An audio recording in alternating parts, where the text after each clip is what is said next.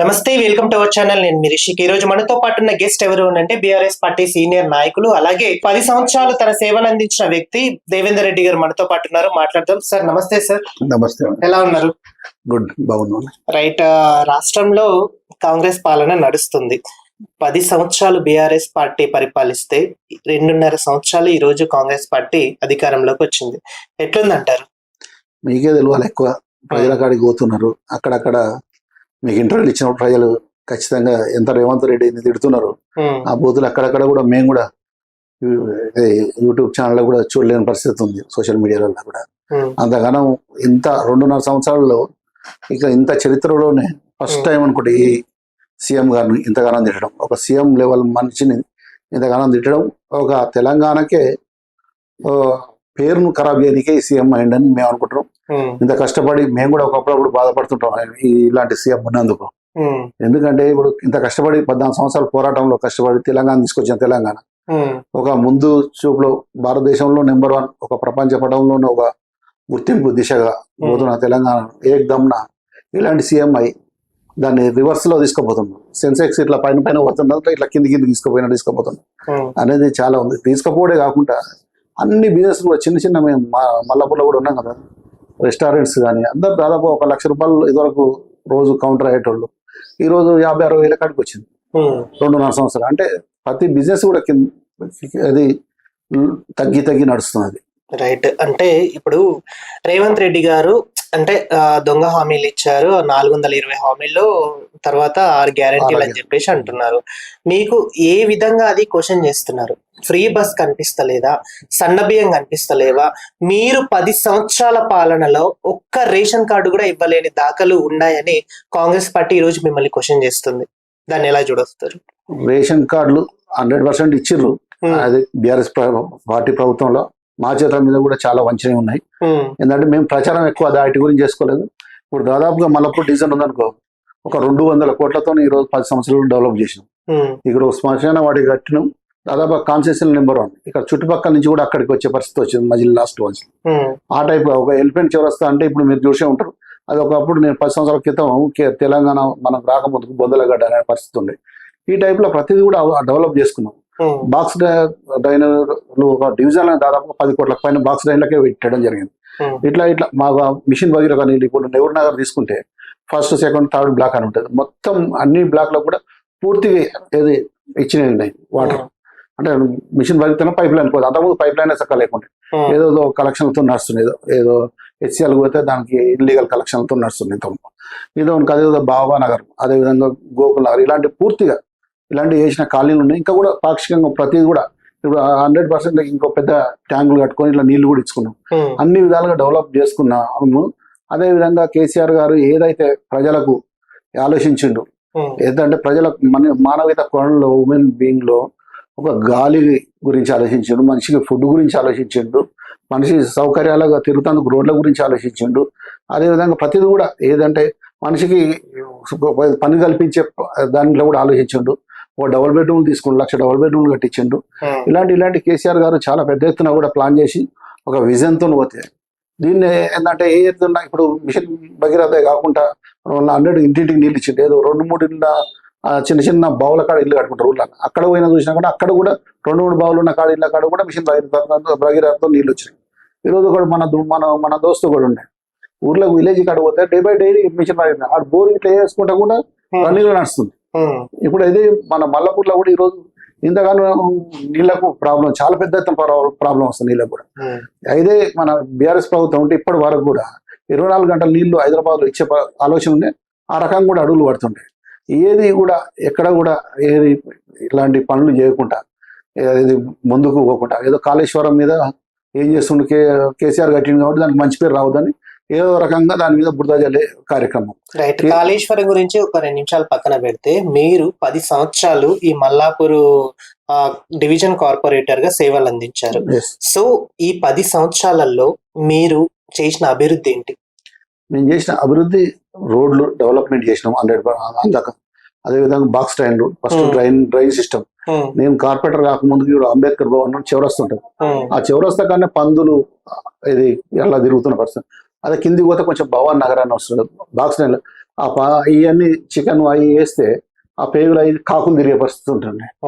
ఇక్కడ కూడా కింద పందులు, కుక్కలు, కాకులు ఇలాంటి తిరిగే పరిస్థితుల నుంచి తీసుకొచ్చేసి మొత్తం మీద డ్రైనేజీలు సిస్టమ్, దాదాపుగా రోడ్ల సిస్టమ్, ఎక్కడికక్కడ కూడా మురికి నీళ్ళు మామూలుగా వాడుతుండే డ్రైనేజ్ సిస్టమ్, రోడ్ల సిస్టమ్, అదే విధంగా పార్కులు, మన శ్మశాన వాటిక, ఇప్పుడు రింగ్ రోడ్డు, అదే విధంగా మల్లపూర్కి ఇక్కడికక్కడ మొత్తం అదే డివైడర్ సెంటర్, అదే మన సెంట్రల్ లైటింగ్, ఏది అశోక్ నగర్ తీసుకుంటే ఇట్లా ప్రతిది కూడా ఏది మనకు తోషకాలు దాదాపు 200 కోట్లతో.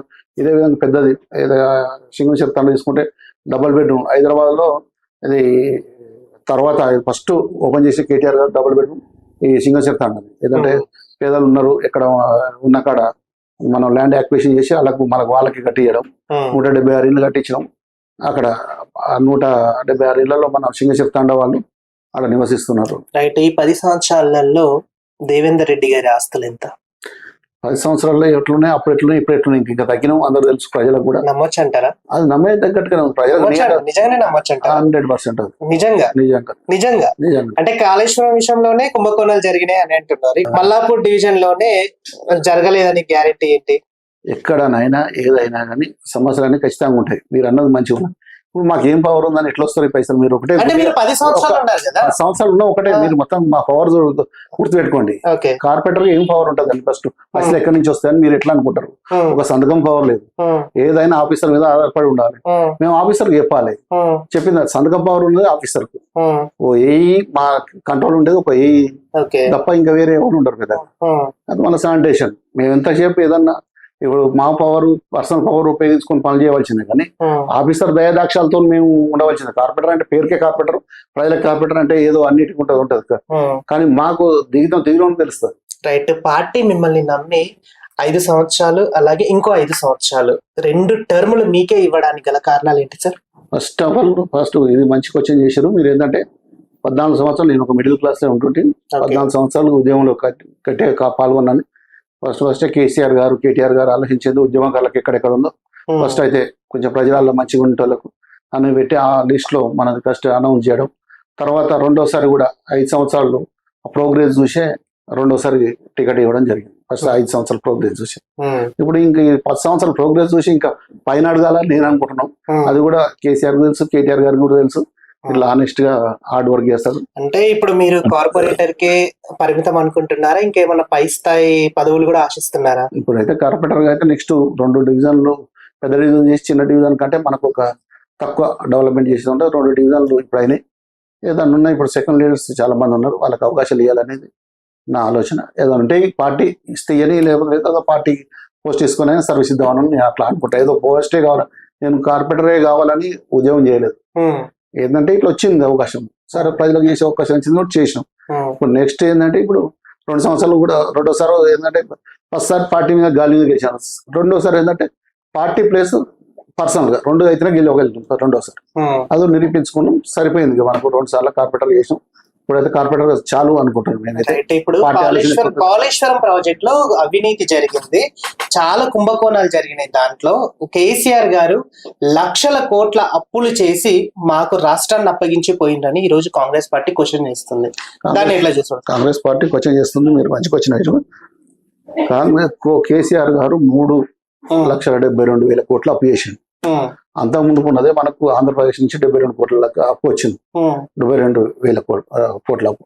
అయితే ఇప్పుడు చేసింది దీనికి మించి చేసింది. ఈయన ఏం చేసిండు? కేసీఆర్ గారు చేసిన అప్పులో కాళేశ్వరం కట్టింది 93,000 కోట్లు.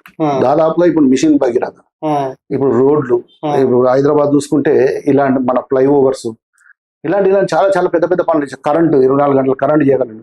ఇప్పుడు వీళ్ళు ఇస్తున్నారు కదా 24 గంటలు. కేసీఆర్ గారు ఇచ్చిందే చక్కగా ఇవ్వలేకపోతున్నారు. ఎందుకు ఇవ్వలేదు? 200 యూనిట్ల కరెంట్ కనిపిస్తలేదా సార్? 200 యూనిట్ల కరెంటు ఫ్రీగా ఇస్తున్నారు. ఓకే, అది కానీ కరెంటు నాణ్యత, నేను మాట్లాడేది కరెంటు నాణ్యత గురించి అంటున్నా. కరెంటు నాణ్యత లోపం ఉంది. ప్లస్ ఎప్పుడు కట్ అవుతుందో, ఎప్పుడు వస్తుందో, ఎప్పుడు పోతుందో ఎవరికి తెలియదు. అట్లా ఆ టైప్కి వచ్చింది. కేసీఆర్ కు ఓన్లీ మెయింటెనెన్స్ ఉంటే కట్ అవుతుంది. సన్న బియ్యం ఇస్తున్నారు కదా. ఇప్పుడు సన్నబియ్యం ఇస్తున్నావు. కేసీఆర్ గారు ఆ రోజుల్లో కూడా ఒక 2 టైమ్స్ ఇచ్చిండు కేసీఆర్ గారు. ఇప్పుడు కేసీఆర్ గారు ఉంటే కూడా ఇచ్చు, ఇది పెద్ద గొప్ప ఏం లేదు. కేసీఆర్ గారు ఫ్రీ బస్ అమలు అవుతుంది, ఓకే. మహిళలకే ఫ్రీ బస్ అంటే జెంట్స్ కి ఏమో డబల్ చేస్తుంది. ఇప్పుడు ఇంకా ఫ్రీ బస్ ఎక్కడ ఫ్రీ బస్? ఇప్పుడు భార్య భర్తలు పోతారు, నీకు భర్తకేమో డబల్ చేస్తే భార్యకేమో ఇప్పుడు ఫ్రీ అంటే. రుణమాఫీ కూడా సార్, రుణమాఫీ కూడా 2 లక్షల రుణమాఫీ కూడా ఈ రోజు అయ్యింది అని చెప్పేసి రేవంత్ రెడ్డి గారు ప్రతి సభలో చెప్తున్నారు. ఎవరికి రుణమాఫీ కనీసం 20% కనుక్కోగలదు సార్. వాస్తవానికి రుణమాఫీ ఏదో రుణమాఫీ ఫేర్ కోసం చేసిందే కానీ రుణమాఫీ ఎవరికి కూడా అంటే అలా అయింది. 20% అయింది. 70% నుంచి 80% వరకు ఇంకా కావాల్సిన వాళ్ళు చాలా మంది ఉన్నారు. ఏదో తూతూ మంత్రంగా రుణమాఫీ కానీ రుణమాఫీ చేసింది ఏం లేదు. ఇంకోటి రుణమాఫీ అని మీరు అన్నారు కాబట్టి ఇంకా రుణమాఫీ చేసింది లేదు. 2.5 దాదాపుగా రైతు బంధువులు ఎగ్గొట్టాడు. రైతు భరోసా నేను పెట్టుకుంటాను, రైతు భరోసానే అనుకోరు, బంధు అనుకో. 2 రైతు భరోసాలు 2 రైతు బంధువులు ఎగ్గొట్టిండు. మా ఘనత రేవంత్ రెడ్డి గారికి దక్కింది. రైట్. అంటే ఇప్పుడు మళ్ళీ నెక్స్ట్ వచ్చేది కూడా కాంగ్రెస్ గవర్నమెంటే, అత్యధిక స్థానాల్లో కూడా కాంగ్రెస్ గవర్నమెంటే సీట్లు సాధిస్తుంది అని చెప్పేసి కూడా రేవంత్ రెడ్డి గారు ప్రతి సభలో అంటున్నారు. దాని నిజమే అంటారా? అవుతుందా? ఆయన ఫ్రస్ట్రేషన్ తో అంటున్న మాట అనుకుంటాను నేనైతే. ఆయన టెన్షన్ తో ఫ్రస్ట్రేషన్లలో ఏంటంటే ఏదో అట్లా అంటే మన అధిష్టానం ఈయన 5 ఏళ్ళు ఖచ్చితంగా కొనసాగిస్తాన్న మాట కోసం అంటుండేవు. కానీ ఆయనకు తెలుసు, ఆయన ఆత్మకు కూడా తెలుసు 100% దాదాపుగా ఒక సింగిల్ డిజిట్ లోనే రేపు భవిష్యత్తులో కాంగ్రెస్ సింగిల్ డిజిట్ లోనే ఆగిపోయే పరిస్థితి 100% కనబడుతుంది. సింగిల్ డిజిట్ దాటితే 10 దాటితే మా ఎక్కువ ఎమ్మెల్యేలు వాళ్ళు ఆ టైప్ ఉన్నది పరిస్థితి కాంగ్రెస్ పార్టీ పరిస్థితి. కనీసం మంత్రులే కరెక్ట్ గా వాళ్ళే ఓపెన్ గా చెప్తారు అక్కడక్కడ డైరెక్ట్. ఇప్పుడు ఈయన ఏదో ఉత్తగా చెప్తే ఏం లేకపోయింది. జస్ట్ నేను ఆయన ఇంకా 2.5 సంవత్సరాలు ఉంది ఆ పదవి కాపాడుకోనికే నేను ఇంకో 10 ఏళ్ళ ముఖ్యమంత్రి అని అంటుంది తప్ప ఇంకా వేరే ఏ ఉద్దేశం లేదు. అంటే ఇప్పుడు ఇంకొకటి సార్, కేసీఆర్ గారు ప్రధాన ప్రతిపక్ష లీడర్, ఓకే, అసెంబ్లీ పెడితే మళ్ళీ కేసీఆర్ గారు ఎందుకు రావట్లేదు? అంటే ఇక్కడ మాట్లాడాల్సింది ప్రధాన ప్రతిపక్ష నాయకుడు, ఇక్కడ మాట్లాడాల్సిందేమో కేటీఆర్ గారు మాట్లాడుతున్నారు, హరీష్ రావు గారు మాట్లాడుతున్నారు. కానీ దానికి తగ్గ ఆన్సర్ కేసీఆర్ గారి నుంచి రావట్లేదు. ఎందుకు? ఇప్పుడు కేసీఆర్ గారు ప్రజలకు ఒకటే చెప్పిండు, అంటే ఫామ్ హౌస్ కి పరిమితం అయిపోయింది అంటారా? అదే చెప్పిండు కదా, నేను చెప్తే ఫామ్ హౌస్ ఉంటా నాకేమో నిమ్మలంగా రెస్ట్ తీసుకుంటాము, మీకే ప్రాబ్లం అయితే అన్నట్టు ప్రజలు ప్రాబ్లాలు పడ్డారు. కానీ అయినా కానీ అట్లా ఏమి ఒప్పుకోలేదు. ప్రజల మీద ప్రేమ ఉంది. తెలంగాణ ప్రజలు అంటే చాలా వరకు విపరీతమైన ప్రేమ. ఫస్ట్ తెలంగాణ ప్రజలు ప్రేమించే మనిషి అంటే కేసీఆర్ తప్ప ఇంకెవరు ఉండరు నాకు తెలిసి. అలాంటి కేసీఆర్ గారు వీళ్ళిద్దరికే నువ్వు సమాధానం కరెక్ట్ చెప్తారు. కేటీఆర్ గారికి హరీష్ రావు గారికి వాళ్ళకే సమాధానం సరిగ్గా చెప్పక అన్ని దొంగేశాలు వేసుకుంటా, దొంగ మాటలు మాట్లాడుకుంటా నీకు ఫెస్టేషన్ లో బూతులు వస్తున్నాయి. ఒక సీఎం బూతులు మాట్లాడతారండి? మీరే చెప్పండి. ఒక సీఎం బూతులు ఫెస్టేషన్ లో మాట్లాడుతున్నాం అంటే ఇప్పుడు ఆయన ఇప్పుడు ఒక శిఖరం లెక్కలో ఉన్నాడు. వాళ్ళు కేసీఆర్ గారికి ఒక ఆలోచన ఉంది, ఎందుకు వస్తలేడు అంటే కూడా ఎందుకంటే అలాగ అర్థం కూడా ఉంది. కేసీఆర్ గారు ఒక శిఖరం లెక్క ఉంటాడు. ఆయన తీసుకొచ్చేసి ఏదో అడ్డమైనాడు బొడ్డమైనాడు ఆయన ఒక మాట అంటే ఆయన వాల్యూ ఏముంది? ఆయన తట్టుకోగలుగుతారా ఈ ఏజ్ లో? అలాంటి ప్రమాదం ఉందనే వస్తలేడు తప్ప మిగతాలు వేరేం లేదు. ఈ చిల్లరగాళ్ళు అనేది తెలుసు ఆయనకు. ఈ చిల్లరగాళ్ళతో నేను ఇక్కడ ఉండలేనని ఓన్లీ చిల్లరగాళ్ళ టైప్ లో రాలేదు వస్తలేడు. కానీ ఆయనకు చట్టాలంటే ఏంటంటే గౌరవం కాదు. అది అంటే గతంలో విద్యార్థులకు ఇస్తాన్న ఉద్యోగాలు ఆటోమేటిక్ గా సగమే అయిపోయినాయి. పేపర్ లీకేజ్లు జరిగినాయి. ఇవన్నీ బీఆర్ఎస్ పార్టీలో జరిగినాయి. ఇప్పుడు 2 లక్షల ఉద్యోగాలు మేము ఇచ్చాము, ఆ 70,000 ఉద్యోగాలు ఆల్రెడీ నోటిఫికేషన్ వేసాము, బేషరతుగా మేము ఒక స్టేడియంలో వారికి పత్రాలు కూడా అందజేశామని చెప్పేసి కూడా ఈ రోజు గౌరవ రేవంత్ రెడ్డి గారు సభలో వ్యక్తిపరచడం జరిగింది. దాన్ని ఎట్లా చూస్తారు? అయితే ఏదైతే ఉద్యోగాలు ఉన్నాయో 2 లక్షలు నువ్వు 1 సంవత్సరం లోపల ఇస్తాను. కానీ కేసీఆర్ గారు ఇచ్చే 30-35 ఉద్యోగాలు నువ్వు పేపర్లు ఇచ్చేసి 10 years లో ఎందుకు ఇవ్వలేకపోయినా? మరి అవి 10 years ఎందుకు ఇవ్వలేదని 1,35,000 ఉద్యోగాలు ఇచ్చినాం. ఇవ్వలేదని ఎవరు చెప్పారు? 10 years లో మేము చెప్పింది 1,00,000 ఉద్యోగాలు, ఇంకా 35,000 ఉద్యోగాలు ఎక్కువ ఇచ్చాం. 1,35,000 ఉద్యోగాలు ఇచ్చినాం ఖచ్చితంగా. అవే ఇప్పుడు వాళ్ళకి కొన్ని పేపర్లు ఇచ్చి నాయని చెప్ప తిరుగుతున్నది.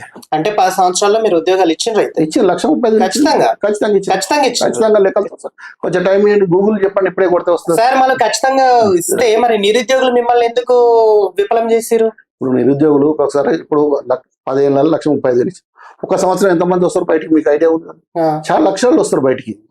అట్లా దానివల్ల అట్లా ప్రాబ్లం అవుతుంటది. వాళ్ళని ఏంటంటే రెచ్చగొట్టేసి రేవంత్ రెడ్డి గారు రెచ్చగొట్టి ఒక మన ఈయన చెప్తే నమ్మరని రాహుల్ గాంధీని తీసుకొచ్చి ప్రియాంక గాంధీని తీసుకొచ్చి వాళ్ళతో చెప్పించి ఇలాంటి చేసే ఇప్పుడు ఈ రోజున వాళ్ళను బుట్టలు వేసుకొని వాళ్ళతోని ఊరు తిరిగి ఇప్పుడు సిటీలో కూడా నమ్మలే వాళ్ళు ఈ విద్యార్థులు చెప్పినా కానీ కాంగ్రెస్ కూడా నమ్మలే ఊరు తిరిగి పిల్లలు చెప్పేసరికి అరే నిజంగా చెప్తున్నట్టు నిజంగా ఉన్నది సరే చూద్దాం ఒకసారి ఆ టైప్లో అని అది కూడా ఒక కారణం. ఇప్పుడు ఇలా 10-15 కారణాలు కేసీఆర్ అది చేయడం అందులో ఇది ఒక కారణం అని మేము భావిస్తున్నాం. మల్లాపూర్ డివిజన్ కి మీరు ఆల్మోస్ట్ 10 సంవత్సరాలు సేవలు అందించారు. ప్రతి గడపకు ఏ సమస్య అనేది తెలుసుకున్నాం. ఇప్పుడు అదే గడపకు విజిట్ అవుతున్నారా, లేకపోతే మేము ఇంకా పదవిలో లేమని చెప్పేసి మీరు ఖాళీగానే కూర్చున్నారా? ఇక్కడ కూర్చొని చేసేది ఏముంది అదే కదా. ఇప్పుడు ఇదివరకు కార్పొరేటర్ ఉన్నప్పుడు వార్డ్ ఆఫీస్ లో కూర్చొని సర్వీస్ ఇచ్చేది. ఇప్పుడు ఇక్కడ కూర్చొని సర్వీస్ ఇస్తున్నాం. ప్రతి ఒక్కరు ఎవరు వచ్చినా పబ్లిక్ లో ఉంటుంది ఆఫీస్ వచ్చి ఎవరు వచ్చినా గార్డ్ ఆఫీస్ లో అయినా ఇదివరకు కూడా కరెక్ట్ 10 కు వచ్చేది ఆఫీస్ కు, లంచ్ టైం కు 1:32 ఇంటికి పోతుంది. సేమ్ అదే పరిస్థితి ఇక్కడ కూడా ఇదే చేస్తున్నాం. ఇంకా వేరే ఎక్కడ ఉన్నా కానీ ఇప్పుడు ఫోన్లు అందుబాటులో వచ్చినాయి. ఫోన్లలో ఏమంటే ఎక్కడ ఏ ప్రాబ్లం వచ్చి ఏడ లైట్ వస్తలేదన్నా, ఏడ డ్రైనేజ్ వస్తలేదన్నా, లేకపోతే ఇంకా ఫండ్ పెట్టేది ఉంటే కూడా ఇక్కడ బీఆర్ఎస్ ఎమ్మెల్యే జబర్దస్త్ ఉన్నాడు. అంటే కాంగ్రెస్ ఉన్నా కాంగ్రెస్ లతో కూడా లింక్ అంటే ఫ్రెండ్లీగా ఉన్నాడు కాబట్టి ఫండ్స్ కూడా మాకు ఏ ప్రాబ్లం లేదు.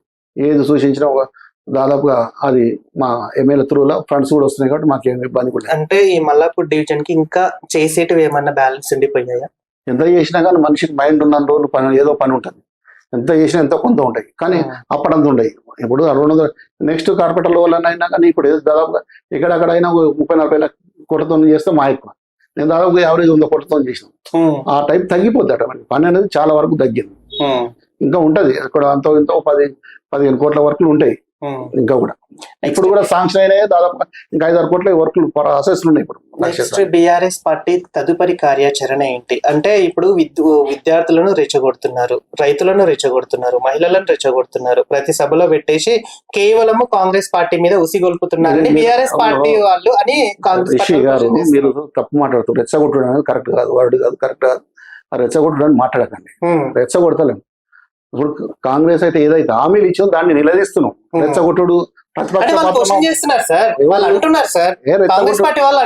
మస్తు అంటారు వాళ్ళంటే మీరు అంటారు. యువ సంగ్రామ సదస్సు అని చెప్పేసి 10 సంవత్సరాలు గుర్తుకులేంది నిరుద్యోగుల పక్షాన మళ్ళా ఎందుకు మొన్న సభ పెట్టారు? ఇప్పుడు నువ్వు మా ప్రతిపక్ష హోదా ఏంది? నువ్వు 2 లక్షలు మేము లేదని మమ్మల్ని కూడా పెట్టి పక్క పెట్టిరు బా. నువ్వు ఏం చేస్తున్నావు? 2 సంవత్సరాలు 2 లక్షలు ఉద్యోగాలు ఇస్తున్నావు. ఈ ఉద్యోగాలు ఈ 2 సంవత్సరాలు 1 సంవత్సరం 2 లక్షల ఉద్యోగాలు వెయ్యని అడగడం తప్ప ప్రతిపక్షంగా? అదే అడుగుతున్నాం మేము. ఇప్పుడు రైతు బంధు ఎగొడుతున్నావు, ఇంకెక్కువ ఇస్తున్నావు, అదే అడుగుతున్నాం మేము. రైతులను రెచ్చగొట్ట చెప్పండి మీరు. అది ఇస్తలేడు కదా.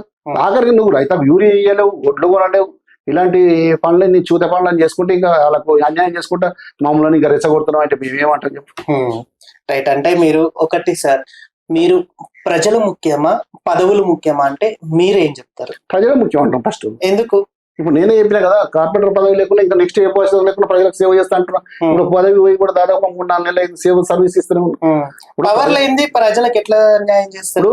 పవర్ లేని తక్కువ చేయగలుగుతాం. మాకు కూడా ఐడియా ఉంది కదా. ఇప్పుడు ఇదివరకు ఉన్న రెస్పాన్స్ ఇప్పుడు కొంచెం తగ్గుతుంది. ఇప్పుడు ఎమ్మెల్యే సపోర్ట్ తీసుకొని చేయగలుగుతున్నాం. రేపు ఇంకోటి మళ్ళీ నెక్స్ట్ గవర్నమెంట్ సర్వీస్ సపోర్ట్ మాది నాకు నమ్మకం, పూర్తి నమ్మకం ఉంది. ఇంకా 2.5 సంవత్సరాల తర్వాత బీఆర్ఎస్ గవర్నమెంట్ సపోర్ట్ చేసుకొని చేస్తాం. 100-200% ఎంత ఛాలెంజ్ ఖచ్చితంగా వస్తుంది అంటారు. రైట్. అంటే వేరే పార్టీలకు వెళ్ళే ఉద్దేశం ఏమైనా ఉందంటారా సార్? ఎవరికి? మీకు. నాకెందుకు ఉంటుంది? నేను ఉన్నదే ఏది నేను ఇచ్చే. ఇప్పుడు కార్పొరేటర్ మా ఎమ్మెల్యే గారు నిలబడేమంటారు. నేనే ఇంకా ఎమ్మెల్యే గారికి వద్దంటున్నాను. ఉదాహరణ ఎగ్జాంపుల్. అలాంటప్పుడు నేను ఇంకా వేరే పార్టీకి ఇంకేమి ఇస్తాను? నాకు వేరే పార్టీ ఉన్నదే ఇంకా బీఆర్ఎస్ బీఆర్ఎస్ ప్రభుత్వం అంటున్నాం. ఇంకా నాకు వేరేది ఉండదు. ఫస్ట్ కూడా ఉద్యోగం నుంచి వచ్చిన కరెక్ట్ కేసీఆర్ కేటీఆర్ గారు అడుగు జాడలు నడుస్తాం. హరీష్ అన్న ముగ్గురు వాళ్ళు ఏ సూచనలు పెట్టినా కానీ బీఆర్ఎస్ పార్టీ ఒక కరడు కట్టిన కార్యకర్తలుగానే ఉంటాం. ఫైనల్ గా మీరు విమర్శించే వాళ్ళకి ఏం చెప్పదలుచుకున్నారు? ఎప్పుడైనా విమర్శించిన వాళ్ళు విమర్శిస్తూనే ఉంటారు. మనకు విమర్శలను పట్టించుకోను. ఏంటంటే మంచిని కూడా చెడు చేయవచ్చు, చెడును మంచి చేయవచ్చు. ఇప్పుడు మన రేవంత్ రెడ్డి గెలిచినట్టే కేసీఆర్ చేసే మంచి పనులను చెడుగా చూపించి గెలిచింది. ఇప్పుడు ప్రజలకు అర్థమైంది చెడుగా చూపించి గెలిచిండు అనేది ప్రజలకు అర్థమైంది. నేను అదే చెప్తాం. మేము కూడా మంచి చేసినట్లు కూడా చిన్న దూరాడుతుంటే ఇటు పట్టించుకొని నేను ఐ డోంట్ కేర్ అంట. డైరెక్ట్ ముందుకు చూపోవడే. ఏనుగు పోతుంటే కుక్కలు మురుగుతాయి అనే భావన ఉంటుంది నాకు. మనం పోతూనే ఉండాలి, ఇంకా మొరుగుతూనే ఉంటాయి, అయితేనే ఉంటాయి. ఏదన్నా పిచ్చి మాటలు మాట్లాడినప్పుడు ఏదన్నా ఉంటే ఏదో మరీ ఓవర్ అయినప్పుడే దానికి స్పందిస్తాం తప్ప చిన్న ఐటి కూడా స్పందించాం. ఇంకేదన్నా మనకు తోచింది ఏదైనా ఉంటే కూడా దాన్ని ఏదైనా రకంగా ఇలా ఎక్స్ప్లెయిన్ ఇచ్చేది ఉంటే కూడా దాన్ని ఎక్స్ప్లెయిన్ ఇచ్చుకుంటే ముందుకు పోతూనే ఉంటాం. Thank you sir, thank you. చూసారు కదా, ఇక మరిన్ని అప్డేట్స్ కోసం keep watching people media point. Like చేయండి, షేర్ చేయండి, సబ్స్క్రైబ్ చేయండి. మరిన్ని వీడియోల కోసం బెల్ సింబల్ పై క్లిక్ చేయండి.